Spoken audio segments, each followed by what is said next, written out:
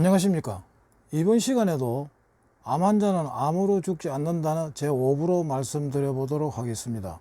한 번 더 말씀드리지만은 최일봉 교수님은 28년 동안 약 3만 명의 암 환자를 진료하신 분이라는 것을 기억해 주시기 바랍니다. 암 환자는 굶는다. 감기만 걸려도 입맛이 떨어지는데 하물며 암 선고를 받고 식욕이 왕성해지는 사람이 있을 수 있겠는가? 사실 암 환자라면 병원에서 진단을 받기 전부터 식욕이 떨어지고 체중이 주는 것이 일반적인 보통 예입니다. 이유는 암세포가 자라면서 정상세포의 영양분을 빼앗아 가기 때문입니다. 당연하겠죠. 암 환자가 되는 순간 도통 먹을 것을 입에 대는 순간조차 멀어지게 마련입니다. 구토를 하기도 하여 음식 냄새만 맡아도 메스꺼움을 느낍니다. 거기에 항암 치료를 받는 경우라면 식욕은 더욱 더 떨어집니다. 특히 소화계통의 암 환자는 본의 아니게 훨씬 더 많이 굶게 되는 것입니다. 본인은 안 굶는다고 생각하지만 암이 영양분을 뺏어가기 때문에 더 많이 굶는다는 그런 의미가 되겠습니다. 암 환자의 영양 상태를 조사한 미국 자료를 보면은 위암과 췌장암 환자의 83%가 영양실조 증상을 보이고 있다고 합니다. 83%라면 100명 중에 83명이라는 소리인데 100명 중에 83명이 영양실조 상태에 있다는 것입니다. 영양실조 상태에 있으면서 어떻게 암을 이길 수 있겠습니까? 더구나 암 환자의 20% 이상은 직접적인 사망 원인이 영양실조였다고 합니다. 단맛에 둔해지고 대신 선맛이 민감해진다는 것은 앞 시간에도 설명드렸습니다. 입안이 섭습니다. 그래 되면 이게 입맛이 더 없죠. 이러한 생리적인 변화로 자연히 음식을 먹어도 맛이 없게 되는 것입니다. 또 암세포가 자라면서 정상세포에 공급되는 영양성분을 몽땅 빼앗아 가기 때문에 체중이 줄고 체력은 급격히 떨어지게 되는 것을 기억하시기 바랍니다. 몸이 건강하다면 암은 얼마든지 이겨낼 수 있습니다. 몸을 건강하게 하는 과정이 암 치료의 과정이 되어야지 그 반대가 되면은 상당히 피곤해지는 것입니다. 암 투병 중에도 그렇거니와 수술과 항암 치료를 받는 과정에서 많은 환자가 몸을 돌보지 않아 병세를 더욱더 악화시키게 되는 것입니다. 무엇보다 굶기 때문에 그렇습니다. 암 환자라면 반드시 잘 먹어야 합니다. 암 치료 자체의 부작용이 아니더라도 암 환자는 평소 구강, 입 상태를 항상 청결히 하여야 합니다. 입은 대표적으로 몸 내부와 외부를 연결해주는 출입문이기 때문입니다. 현관이 청결해야 집안이 깨끗하게 보이는 것처럼 사람 몸의 입도 정말 깨끗해야 합니다. 더구나 암 치료를 받는 환자라면 각종 호르몬의 변화나 내성의 변화에 따라 입맛이 변하고 치아나 혀의 기능이 현저하게 떨어지고 입안에 또 세균도 가득하게 되는 것입니다. 저도 아침에 일어나자마자 반드시 입안을 한 3번 정도 헹굽니다. 헹구면은 뿌옇게 나오는데 뿌옇게 나오는 그것이 전부 세균의 신진대사된 결과라고 생각하시면 됩니다. 입을 항상 청결하게 잘 헹궈내면은 아침에 일어나자마자 한 두서너 번 입안에 물을 넣고 헹궈내고 순간순간 시간 날 때마다 입안을 헹궈내는 것은 상당히 건강에 도움이 된다고 생각합니다. 치아의 건강은 몸 전체의 건강을 가늠할 수 있다고 생각합니다. 치아가 만약에 염증 상태에 있고 치아가 안 좋은 분들은 반드시 치료를 빨리 하시기 바랍니다. 입안의 염증은 머리 뇌졸중하고도 관계가 있다는 보고도 있다는 것을 기억하시기 바랍니다. 그리고 식사라는 것은 거의 축복에 가까운 행위입니다. 사실 보통 사람들은 밥 먹는 거 그게 뭐 대수냐라고 생각할지 모르지만 밥 먹는다는 게 얼마나 감사한 축복인지 여러분 아셔야 합니다. 제가 동생을 떠나보내고 난 다음에 병원에 왔다 갔다 하면서 보니까 밥 먹는 거 이게 정말 상당한 축복이다. 정말 감사하면서 밥을 먹어야 된다는 것을 마음속 깊이 깨달았습니다. 좌우지간의 식사라는 것은 신의 축복이라는 것을 기억하시고 맛있게 반찬이 있든 없든 맛있게 감사하게 먹음으로써 몸도 그것을 받아들이게 되는 것입니다.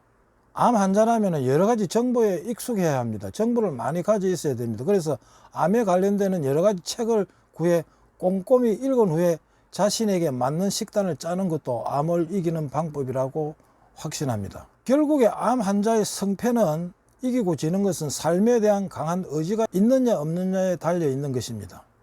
의지가 없다면 잘 먹지 못하고 먹지 못하면 의지가 생겨 힘을 갖지 못합니다.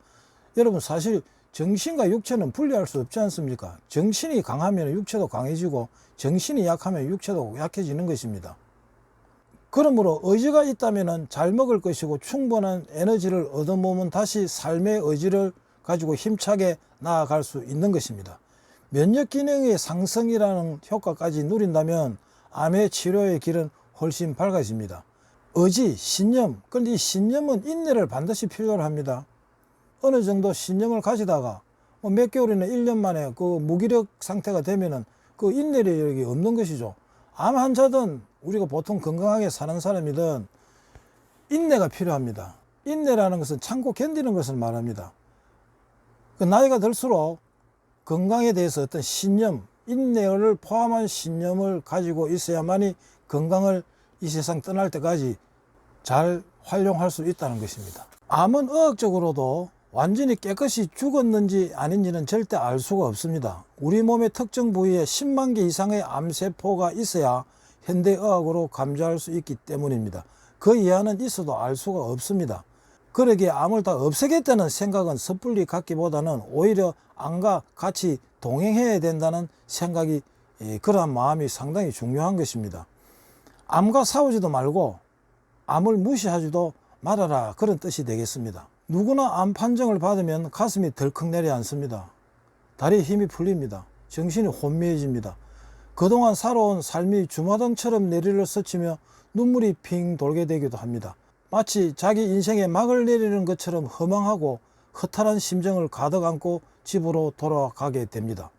가족 얼굴을 보기에도 무섭고 뭘 해도 불안하고, 그러니까 밥맛이 떨어지게 되어 밥을 먹지도 못하고 잠도 자지 못하는 것입니다. 여러분, 밥도 못 먹는데 잠까지 못 자면 어떻게 되겠습니까? 며칠 안에 모든 기력이, 몸의 기력이 다 빠지게 되는 것입니다. 그래서 암에 걸렸다 해서 금방 죽는 것은 아니니까 어떤 계획을 세우고 어떤 정보를 신속하게 자기가 공유를 하도록 노력을 해야 됩니다. 노력 안 하면 안 됩니다. 노력을 반드시 해야 됩니다. 무기력에 빠져도 안 됩니다. 남한테 맡겨서도 안 됩니다. 왜냐하면 자기의 몸은 자기 것이기 때문입니다. 암 판정을 받았다고 해도 지금 당장 암으로 죽지 않습니다. 준비할 시간은 얼마든지 있다고, 살아갈 날도 얼마든지 있다고 생각하셔야 합니다. 마음먹기에 달린 것입니다. 이것이 암 치료에 시사하는 바가 큰 것입니다. 암 치료는 첫째, 자기가 어떤 신념을 가지고 금방 죽는 것이 아니다 라는 것을 다잡으면서 생각을, 계획을 잡아야 된다는 것이죠. 뇌졸중으로 급사하는 사람도 얼마나 많습니까? 그것보다는 낫지 않습니까? 심근경색이라든지 뇌졸중이라든지 바로 말 한마디 못하고 죽는 사람이 얼마나 많습니까? 그것에 비하면 암 환자는 얼마든지 시간적 여유가 있다는 것을 생각하시기 바랍니다. 암 치료에 종사해온 의사분들은 암에 걸리기 쉬운 성격이 따로 있다고 보편적으로 말을 하고 있습니다. 자기 성격도 한번 뒤돌아보는 계기가 되었으면 합니다. 독점욕이 강하고 명예욕이 강하거나 자기 지기 싫어하는 사람들이 암에 잘 걸린다고 이야기하고 있습니다. 저 또한, 최일봉 박사님 또한 급한 성격의 사람일수록 암 치료 과정을 잘 견디지 못하는 것을 자주 보아온 터라, 만약 물리적 조건이 똑같다면 암에 걸리기 쉬운 성격을 가진 사람이 암 치료에 더욱 불리하다는 것을 말씀하고 계십니다. 환경오염의 문제일 수도 있습니다. 이러저러한 이유에서 지속해온 과도한 스트레스 때문일 수도 있습니다. 원인이 분명히 있다는 뜻인데 우리가 사는 세상에는 인과법칙이 존재하므로 원인 없는 결과가 있을 수 있겠습니까? 현대과학의 암 치료는 원인은 생각을 안 하죠. 생겨난 결과만 도려내려고 치료를 하는 것입니다. 치유를 해야 하는데 치료를 한다는 것이죠. 그럼 원인을 죽이지 않고 어떻게 암이 완전히 나을 수 있겠습니까? 그 원인은 생활 습관과 여러 가지 주변 환경에서 온다는 그런 뜻입니다. 그리고 암 환자라면은 잘 아는 것이 중요합니다. 내가 겪은 암의 종류는 무엇이고 상태가 어떠하며 어떤 치료법 등이 있는지 나와 같은 종류의 암 환자들의 사례를 찾아 공부하는 자세가 반드시 필요합니다. 자기가 알아야 됩니다. 의사한테 몇 개 나와도 안 됩니다. 의사가 하루에 수십 명씩 암 환자를 갖다가 면접을 하는데 어떻게 자기 병을, 개개인의 그 사람의 병을 다 의사가 깊이 생각하겠습니까? 제일 좋은 것은 자기 자신이 몸을 더 잘 알기 때문에 여러 가지 정보를 습득하고 책을 보고 연구를 해야 합니다.